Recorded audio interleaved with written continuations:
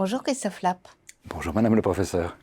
Vous êtes avocat associé fondateur du cabinet Alvent Altana et vous avez contribué à l'ouvrage sur la juridictionnalisation de la compliance pour en dire du bien, mais on n'en dit pas toujours du bien. C'est même une notion très critiquée. On en dit notamment que cela produit une atteinte à la compétitivité des entreprises.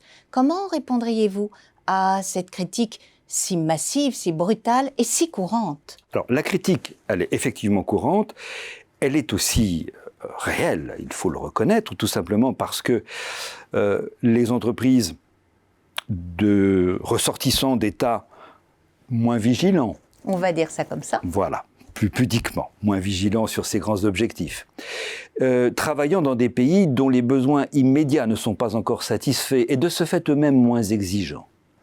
Ces entreprises, n'ayant pas ces contraintes d'autorégulation et d'imposition normative à elles-mêmes, se trouvent dans une situation concurrentielle favorisée par rapport aux entreprises occidentales qui, elles, vont subir deux types de coûts qui vont grever leur productivité. Le premier coût, c'est le coût direct. Établir son propre diagnostic de son plan de vigilance, pour reprendre la loi française de 2017.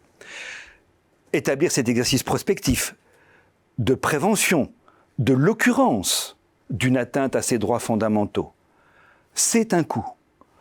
Un coût interne, un coût de consultant, un coût de recherche, et plus encore, des coûts induits. Quels coûts induits? Ceux du procès qui peut leur être fait, de ne pas respecter leurs propres règles ou de l'insuffisance de leurs règles. N'oublions pas que la compliance ne se traduit pas que par une sanction. Au regard de la loi de 2017 française, aujourd'hui, l'inobservation d'un plan de vigilance ou son incomplétude conduit à une action en responsabilité.